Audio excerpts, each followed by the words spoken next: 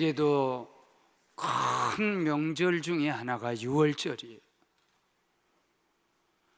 유월절 명절이 되어서 성전에는 전국에서 세계에서 흩어진 유대인들이 다 와서 성전에서는 일주일 동안 혹은 보름 동안 이 명절을 지키는 거예요. 집에서 지키는 게 아니에요. 꼭 성전에 와서 지키는 거예요. 하나님의 백성들이 다 모여요. 12살 이상 된 남자는 다 와야 돼요. 그러니까 성전에서는 명절의 기쁨으로, 축제로, 감사로 그 하나님께 어린 양을 드리면서 또 예배를 드리면서 다 축제가 일주일 동안 계속되는데, 바로 그 성전에 들어가는 문이 4개 있어요.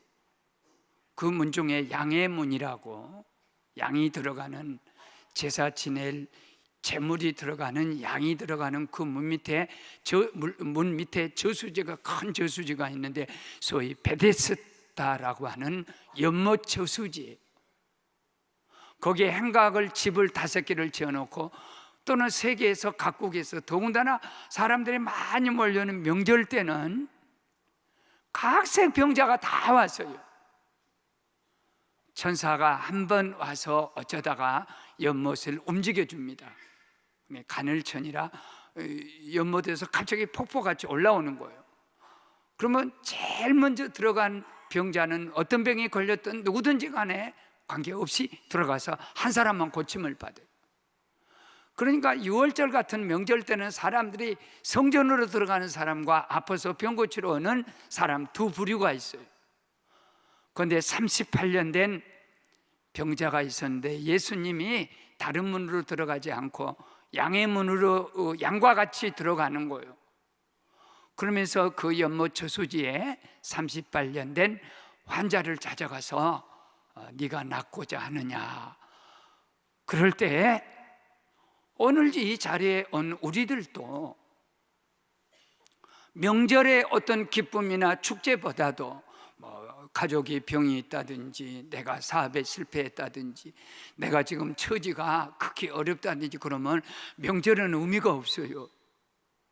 부족한 여러분의 목사님은 하다 가난하게 살고 어렵게 살아서 생일이 아무 의미가 없어요. 내가 먹고 살만해야 생일 친구도 초대하고 그러지, 지금 내가 죽느냐 사느냐는 반에 생일 축하합니다 그러면 꼭 그런 것 같아. 빨리 죽게 하소서. 그런 기분이 들어서 아주 생일이고 뭐고 내가 건강한 다음에 이렇게 해야 쓰겠다, 그런 마음을 저는 누구보다도 잘 할 수 있어요. 잘 오셨어요. 은혜는 성령이 주시는 것, 하나님이 주시는 것. 항상 목사의 연약함과 부족함과 모자람을 보면은 평생 동안 목사만 쳐다봐도 끝나는 거예요. 마이크가 아무것도 아니어도, 막대기가 아무것도 아니어도, 낙이 특배가 아무것도 아니어도 하나님이 그것을 통해서 역사하신다는 거. 할렐루야. 주목했어요. 그러니까 이 수많은 병자들 중에 38년 된 이 사람을 주목했다. 주목받은 사람. 자기도 자기를 버렸어요. 그러니까 우리는 자살하는 거예요. 자기가 자기를 버리는 거예요. 병이 드는 것은 자기가 자기를 못 지켜준 거예요. 그래서 물이 동할 때 친척도 없고 사람도 없고 나도 나를 도와주지 못하고, 자기도 자기를 못 도우고 사람도 없고 친척도 없고, 나도 가고 싶어서 가려고 그러면 물이 동할 때 다른 사람이 먼저 가서 고침을 받고 나는 38년 동안 여기 누워 있었다. 모두가 주목하지를 않았어요. 이 사람이 38년 됐다는 둥, 얼마나 불쌍하다든 그런 생각은 아무도 안 가는 거예요. 그런데 주님이 딱 오시더니 38년 된 오래된 병자를 향해서 주님이 눈을 맞추신 거예요. 낫고자 하시는, 네가 낫고자 하느냐 하시는 거예요. 그때 주님이 이 38년 된 병자를 주목할 때, 주님이 주목할 때 이미 그는 버림받은 자가 아니고 소외된 자가 아니고 골칫덩어리도 아니고 문제덩어리도 아니고 모든 것을 갖추신 주님이어서 자기를 보고 이렇게 봤을 때 그때는 은혜가 되는 거예요. 그리고 은혜 덩어리가 되는 거예요. 문제덩어리, 골칫덩어리가 주님이 나를 보는 순간에 은혜 덩어리가 되는 거예요. 야곱아, 너를 창조하신 여호와께서 말씀하시니라. 이스라엘아, 너를 조성하신 자가 이제 말씀하시느니라. 내가 너를 지명하여 불렀나니 너는 내 것이라.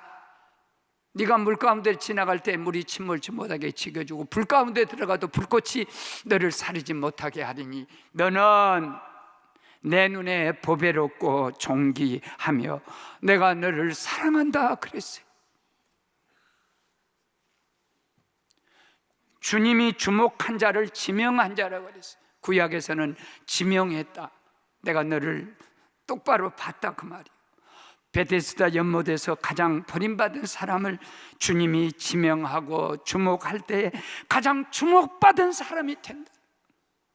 성경에 이 사람만큼 주목받은 사람이 사실은 그렇게 많지는 않습니다. 이것이 예수의 복음이고 예수의 은혜이고 베드로 무식한 사람이요. 그러나 주님이 딱 주목하고 그를 지명하여 불렀을 때 그 사람이 천주교에서 그 사람을 일대 교황이라 하는데 예수님이 절대 베드로 보고 네가 일대 교황이 되어라 그렇게 말한 적도 없고 예수 그리스도가 이 교회의 왕인데 베드로가 어떻게 교황이 돼?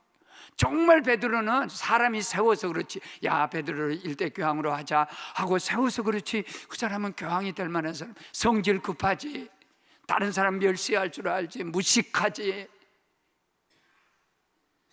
다른 사람 인격은 생각 안 하지 말하면 말이 그냥 말이요 네가 나를 다굴기 전에 세 번 부인한다니까 세상 모든 사람이 다 제자들이 다 버려도 나는 안 버립니다.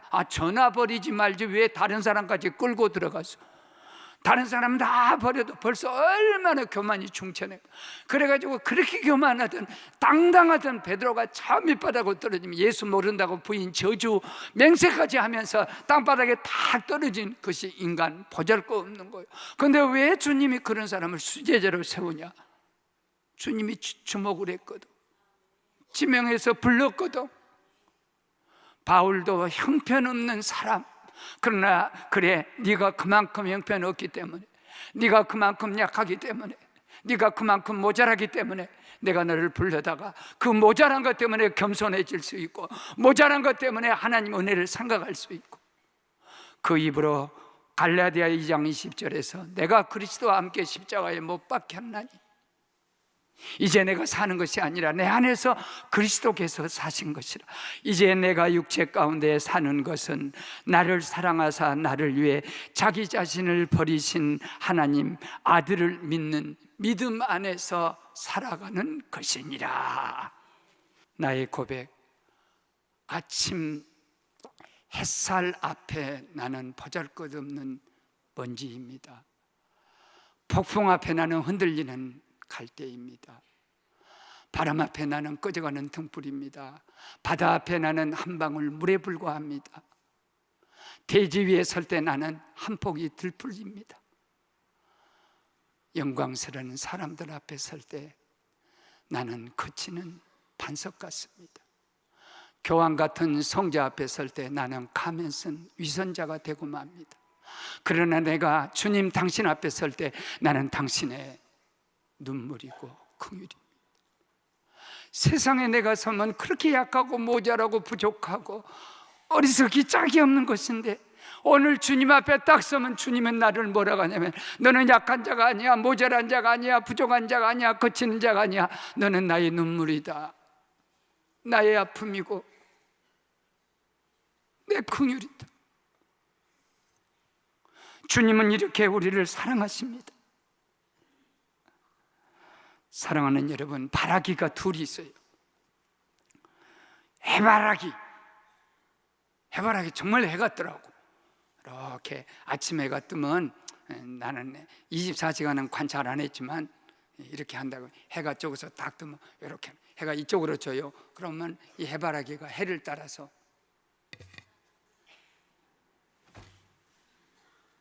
이게 해바라기 또 바라기가 하나 있어요. 주 바라기. 주만 바라볼지라. 주님이 나를 바라볼 때 나는 긍휼이 됩니다. 내가 주님을 바라볼 때 기적이 됩니다. 여러분, 불쌍히 여기는 마음, 긍휼. 우리는 긍휼 앞에 서는 거지 어떤 위대한 거 앞에 서는 게 아니에요. 하나님이 만일 법을 가지고 나를 대한다, 율법으로 대한다든지 거룩함으로 대한다든지 그랬더라면 여기 앞에 설 사람이 누가 있습니까? 매주마다 주님 앞에 올 때마다 주님, 나 부족해, 연약해, 불쌍히 여겨 주시옵소서. 그때 주님의 눈으로 여러분을 일으켜 세워 주실 거예요. 두 번째는 말씀이 하나님의 놀라운 그 주목을 받는 사람일 뿐 아니라 38년 된 이 사람은 두 번째 말씀이 임했어요. 네가 낳고자 하느냐 주여, 낳고자 아니하면 38년을 여기서 물의 동함을 기다리겠습니까? 물이 움직일 때마다 나를 연못에 넣어줄 사람이 없어 다른 사람이 먼저 가서 고침을 받습니다.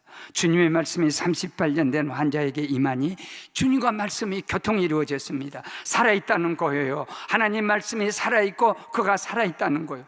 통하지 않으면 모든 것이 막히게 되고, 막히게 되면 결국은 굳어지게 되고, 굳어지게 되면 죽게 됩니다. 하나님 말씀은 내 발의 등이요 내 길의 빛이라 그랬습니다. 38년 막힌 길 하나님께서 열어주시고 38년 된 깜깜한 절망하고 등불로 빛을 비춰주어서 길이 열려짐을 보여줍니다. 나는 포도나무에 너희는 가지다. 너희가 내 안에 있고 내 말이 너희 안에 있으면 무엇이든지 사람이 많은 열매를 맺나니 나를 떠나서는 너희가 아무것도 할 수 없고 무엇이든지 구하는지 다 구하면 다 주신다. 그런데 여기 조건이 구하면 다 주신다는 말씀과 열매를 많이 맺는다는 축복의 약속은요, 내 말이 너희 안에 있으면, 하나님의 약속이 우리 가운데 임하시면 아무데나 하나님 말씀이 일어납니까? 오늘 38년 된 이 절망의 정황 속에 포기하지 않는 그 사람, 그래도 어떤 희망을 갖고 있는 이 사람에게 일어나 자리를 들고 걸어가라 그럽니다. 일어나라는 말은 너는 혼자 일어설 수 없는 38년 세월, 지금은 일어설 수 있다. 어떻게 일어설 수 있냐? 하나님의 말씀이 들어갔으니까 일어설 수 있다는 거야. 너는 못 일어나. 그러나 말씀이 너를 일으켜 세워줘. 불가능에 도전해라. 네가 최초가 아니여.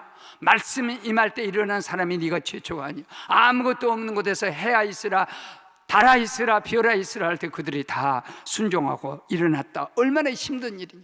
전지창도 때도 그랬고, 또 물을 떠다가 연회장 갖다 주라 할 때 최초의 기적도 말씀이 임할 때, 물에게 말씀이 임할 때 그 물이 비어나 칼라로 바꿔지면서 그들에게 포도주가 됐다. 번지천부하던 신혼부부가 결혼해가지고 번지점프 신혼부부 두 발에다가 노프를 잘 편안하게 묶어가지고 저우에 100m에서 둘이 이렇게 떨어져. 어떤 사람은 떨어지다 심장 마비 걸린 사람들. 그런데 두 부부가 그걸 한 거예요. 왜 하냐? 누가 물었더니 우리 인생에도 어려운 일이 생길 거다. 어려운 일이 있을 것이다. 그러나 하나님이 우리를 붙잡아 주시는데 죽기는 안 해. 놀래기는 놀래도 죽지는 않아. 하나님이 붙잡아 주니까, 말씀이 우리를 붙잡아 주니까. 빌립보 4장 13절 제가 이런 말씀이에요. 비천에 처할 줄도 하고 풍부에 처할 줄도 하고 어떤 형편이든지 자조감을 배웠다. 그래, 거기에 중요한 비천에 처할 줄, 풍부에 처할 줄도 알고 어떤 형편에도 자족을 배웠느니 내게 능력 주시는 자 안에서 모든 것을 할 수 있느니라. 모세같이 내가 할 수 있다고 살인자가 아니에요. 주님이 내게 말씀을 주시면, 성령이 내 안에 계신다면, 하나님이 나와 함께 계신다면 못할 것이 뭐 있거든요. 생각해 보십시오. 몸도 별로 건강치도 못하고 배경 아무도 없고 집안에 또 이렇게 이끌어줄 그런 사람도 없고 또 몸말로 약하고 돈도 없고 아무것도 없고 그때 있는 것은 몸뚱아리 하나뿐이에요. 신학교 들어가는데 얼마나 걱정이 돼요. 그래서 학교 다니려면 돈이 많이 들어요. 경제 문제, 건강 문제, 앞으로 진로 문제 하나도 해결된 것이 없어. 그런데 신학교 들어가서 책 성경을 펼쳐보다가 내가 어떤 형편에도 자족하기를 배웠느니 풍부도 처할 줄 알고 부자 만들어줘도 하나님께 겸손하게 섬길 수 있고 가난에 처해도 내가 거기서 비굴하게 살지 않을 수 있는 비결이 뭐냐면 내게 능력 주시는 자 안에서 내가 모든 것을 할 수 있느니라. 아멘. 할 수 있어요. 나는 55살 된 처녀가 결혼한 것도 봤어. 새겨 들어요. 막 60살 된 총각이 결혼한 것도 봤어. 왜 할 수 없어요? 모든 게 끝났습니까? 살아있는 동안 우리는 할 수 있는 것이에요. 그 다음에 하나 중요한 마지막 하나 더 할 것은 하나님의 능력이 임해서요. 일어나 자리를 들고 걸어가라 그랬습니다. 사랑하는 여러분, 일어나 자리를 들고 걸어가라. 이 자리는 어떤 자리냐면 38년 동안 신세진 자리예요. 버리면 안 되는 거예요. 너도 그 자리 신세를 지고 38년을 존재했다 살았다. 너는 그 자리를 들고 잊어버리지 말고 그 자리에 과거에 그 너의 연약함을 잊어버리지 마. 다른 사람을 네가 이제 들어줘야지. 나도 38년 동안 이곳에서 인내하고 기다렸더니 주님이 오셔서 내게 능력을 주었습니다. 말씀이 임하고 주의 사랑의 긍휼이 내게 임할 때 내가 일어서서 이 자리를 갖고 내가 갑니다. 여러분 할 수 있습니다. 이 축복과 기적과 은혜를 끝이라 생각하지 말고 내가 이제는 다 끝났다 생각하지 마. 10사람의 나 환자가 9명은 나는 나았으니까 끝났다. 창피하고 부끄러워서 누구한테 내세울 것도 없다. 끝났다. 그건 끝이 되는 거예요. 사라져버린 거예요. 한 사람 소리 지르면서 나는 나 환자여서 하나님 은혜로 고침을 받아서 그렇게 해서 새 힘을 얻는 것처럼 사랑하는 여러분과 제가 그런 자리를 들고 일어나 걸어갈 수 있는 능력의 사람이 될 수 있기를 바랍니다. 주님 생각을 얼마나 깊은가 보세요. 명절날 오셔서 38년 된 환자야, 일어나 자리를 들어 걸어가라. 어디로 가라가겠어? 성전에 보면 세계 방방곡곡에서 모여든 사람들이 축제를 하고 하나님께 감사를 드리고 너도 그 속에 들어가라. 너에게도 명절을 지켜 38년 만에 지키는 명절. 너도 가서 하나님께 기뻐 뛰며 소리 지르며 주님이 나를 이렇게 고쳐주었다고 그 자리를 들고 걸어가. 어디로 걸어가냐? 하나님의 백성이 모인 거 하고 싶었던 거 너는 평생 외상흥밖에 못했지. 내가 외상흥고 말하래요. 드리고 싶은데 없는 거요. 소득이 없는 거. 마음속으로만 저렇게 드리고 참 말도 못해요. 그 서러움이. 너도 늘 마음으로만 드렸지. 하나님 저 한번 고쳐줘봐. 나도 성전에 가서 종려나무 가지 흔들며 하나님 찬양하고 나도 직업 줘봐. 거기서 벌어갖고 나도 하나님께 안 드린가 봐. 얼마나 38년 동안 아픈 함보다도 하나님과 그 축복의 관계를 맺지 못하고 들어누웠던 서러웠던 그 서름을 너도 이제 들쳐매고 일어나서 걸어가라는 거. 순천 지역에서 저희 아내 좀 쉬도록 하기 위해서 같이 가가지고 마지막 제가 민박을 했어요. 전소담 집에서 민박을 했는데 이 마지막 날 그 지역에도 또 아주 부자 장로님들이 계시더라고. 아주 그 소를 키우는데 아주 부자시래요. 혹시 내가 부담스러울까 봐서 그런지 저녁 식사를 내겠다 하길래 아이고 무슨 우리 먹는 대로 집에서 그냥 먹자 그랬더니 아니라는 거예요. 꼭 대접하겠다. 그리고 어떻게 우리 교회로 우리 비서한테 연락을 했는지 목사님이 무엇을 좋아하냐? 생고기를 좋아한다. 내가 무슨 사자입니까? 이제 그 어떻게 알았는지, 목사님 요 고향에 오셨는데 생고기 좀 잡숴야죠. 그래서 내가 가만히 그 잔소리해서 하면 생고기가 죽은 고기로 바꿔져요. 그래서 아이고 그럽시다. 또 집회도 이렇게 은혜롭게 마쳤는데 저녁 식사 같이 우리 목사님들하고 같이 합시다. 그러고 이제 제가 한글 좀 냈어요. 거기 그 목회자를 한번 내서 아마 보답으로 저녁 아마 한글 내겠다고 그래서. 근데 장로님이 부자라 그런지 손이 커갖고 나는 꼭 6사람이 가면 5인분밖에 안 시키거든. 그래도 남어. 그렇게 좀 요새는 좀 지혜롭게 해야지. 그래 이제 조금만 시키면 되겠는데 막 숫자대로 다 시키더라고. 그래갖고 남아버렸어 고기가.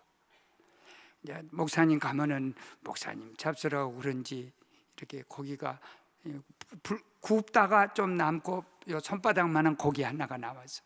그래서 내가 하다 미안해서 장로님 저 고기 다 먹고 다 배불리 먹고 남았으니까 저걸 싸가지고 우리 전사님 사모님 드리면 내일 아침 식사하려면 더 힘드니까 나는 언제든지 저녁 식사하면 음식이 나면 싸갖고 그 다음날 아침에 내놓으면 우리 집사람이 겁나게 편하게 생각합니다. 감사하게 생각해요. 음식 차릴 거 없어. 내가 그거로 하면 그런 식으로 이제 했더니 아주 그 전사님 사모님이 너무 기뻤어. 그러면 내가 목사님 좋아하시니까 요거 불고기 이렇게 하고 구운 것은 또 구운 대로 안 구운 것은 갖다 내렸지만 구워서 드리면 나는 김치 하나 하고 밥 한 그릇하고 저 요 고기 하면 아주 그다음에 된장국 끓이려면 끓이고 안 끓이려면 말고. 그런데 저녁에 난리가 나버렸어. 냉장고에다 그 고기를 넣어놨거든요. 근데 애들 둘이 집회 참석해서 은혜 많이 받고 목사님 사모님은 잠깐 이렇게 인사하는 동안에 집에 가서 뭘 먹을까 하고 냉장고 열어보니까 세상에 구워놓은 고기 반절하고 손바닥만한 소고기가 다 이렇게 있는데 애들 생각에 우리 엄마 따봉 엄마 아빠만 가서 처 잡수고 오더니 우리를 또 먹으라고 이렇게 고기를 갖다 불판에다 구워갖고 다 먹어버렸어. 아침에 열어보니까 냉장고 고기가 없어가지고 이거 낭패가 된 거예요. 목사님이 갖고 온 고기인데 자기들이 사온 것도 아닌데 그것도 없어졌지. 아침에 식단이 나가면 어째 저녁에 불고기 누가 처먹었냐고 하면 답변하기도 그렇고 어렵고. 근데 그것이 귀에 들어왔어. 귀에 들어오니까 내가 딱 소설이 써지더라고. 나쁜 소설이 아니야. 좋은 소설이 내가 써져. 첫째, 내가 첫 번에 쓴 소설은 그 사모님이 목사님 사모님 정말 사랑이 많고 착한 사모님 같으면 울어요. 어머마 내 새끼들 우리들만 밖에 가서 고기 처먹고 왔다니. 새끼들이 젊은 시절에 얼마나 먹고 싶을 텐데 애들 못 갖다 주어서 강사 대접하려고 그것도 남은 거 갖고 온 것을 갖다 애들이 처먹었어. 그래서 새끼들 생각에 엄마 애미 마음으로 많이 가슴 아파. 너희들에게 고기를 충분히 못 해줬으면 그런 생각이 들어서 마음이 첫째 아플 거고. 악한 사모님 같으면 야 새끼들 이리 와봐. 강사 목사님 대접할 거 물어보도 안 하고 다 처먹냐? 막 그랬을 가능성도 있고. 그래 저 사람하고 둘이 마음이 편치 않아. 그 목사님 한 분 있어요. 사모님을 불러갖고 우리가 생각이 좀 잘못됐다. 목사님 가족 애들도 좀 데리고 가서 같이 먹일 거. 그 냉장고에다 돈을 줄 테니까 고기를 다 채우라. 물론 다 채우란 말은 말만 그렇지. 그 돈 가지고 냉장고를 다 채우게 돼지 한 마리 잡아야 채우지. 냉장고에다 좀 다 채워 고기를 풍성히 채워드리라고 돈을 좀 주었습니다. 그럼 마음이 좀 편하네요. 그런데 따라갔던 목사님이 안 된다는 거예요. 왜 안 되냐 하니까 그 집은 그래도 먹고 살만한 집이라는 거예요. 그 목사님은 아니 내가 애들 생각해서 하는 건데 왜 그러냐 그랬더니 농촌교회 두 교회는 1년 내내 가도 고기를 잡술까 말까 한 어려운 집이 있는데 어떻게 이 냉장고만 채워주냐. 그래가지고는 자기가 계산해서 돈은 내가 내고 자기가 계산해갖고 여기 좀 채워주고 농촌교회 둘 채워준다고. 아, 오병이어가 따로 없더라고. 마음이. 나도 냉장고 많이 빌 때 있었거든. 빵집 앞에 가서 모락말하는 빵 좀 나도 하나 먹고 싶을, 오직 있으면 눈깔 사탕을 사가지고 그걸 쪼개가지고 애들하고 나눠 먹으면서 빨아먹어라, 깨물러 먹으면 줄 것이 없다, 이런 생각이 들어서 오늘 주님이요 꺼내주시는 거예요. 그의 절망과 좌절과 38년 된 아픔과 가난을 끄집어내 주시고 그에게 능력을 채워주시어서 얼마든지 걸어갈 수 있고 얼마든지 살 수 있는 기적을 채워주신 것처럼 오늘 우리 속에서도 절망, 좌절 하나님이 다 끄집어내 주시고 냉장고에다 그 애기가 그걸 먹을 때 왔다 하나님 감사합니다. 말씀으로 가서 목사님의 은혜 받고 간사 덕분에 먹어보지도 못한 소고기, 불고기, 반절 불고기, 반절 손바닥 고기, 주여 감사합니다. 영도 살고 그 나라와 그를 고라면 나머지 육체도 다 주신다 하더니 설교 듣고 왔더니 이렇게 좋은 고기도 주고, 아, 은혜라고 생각했는데 엄마한테 콱 두들겨 맞을지도 모르는 은혜가 저주가 됐구나. 내가 있다니 내가 은혜로 채워줄게. 하나님은 은혜를 주셔서 예수 믿으면 좋다고 생각해서 그런 나중에 어려움이 오게 되면 아이고 근데 그 어려움 조금 극복하고 나면 다시 채워주신 은혜가 넘치게 채워주신 은혜가 오늘 여러분과 제 속에 있기를 축원합니다. 축원합니다. 축원합니다.